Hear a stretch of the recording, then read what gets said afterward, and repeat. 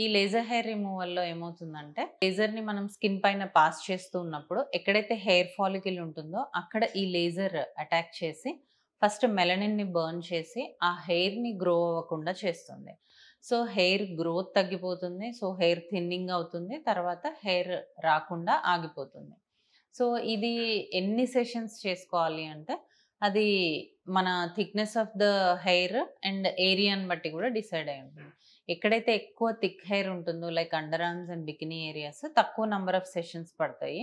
ఎక్కడైతే thin hair ఉంటుందో melanin content తక్కువగా ఉంటుంది కాబట్టి నంబర్ ఆఫ్ సెషన్స్ ఎక్కువగా పడతాయి లైక్ ఫేస్.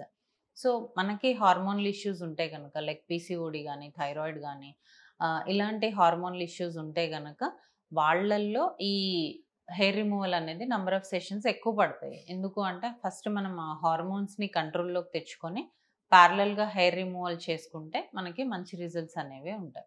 సో, ఈ లేజర్ హెయిర్ రిమూవల్ పెయిన్‌ఫుల్లా అడుగుతూ ఉంటారు చాలామంది. బట్ అబ్సల్యూట్‌లీ పెయిన్‌లెస్ ఇది. కొంచెం గూడా మనకి పెయిన్ ఉండదు. అండ్ పోస్ట్ ప్రొసీజర్ మెయింటెనెన్స్ ఏమి ఉండదు. జస్ట్ మాయిశ్చరైజర్ మనం ఎలా అప్లై చేసుకుంటామో అలా అప్లై చేసుకోవాలి.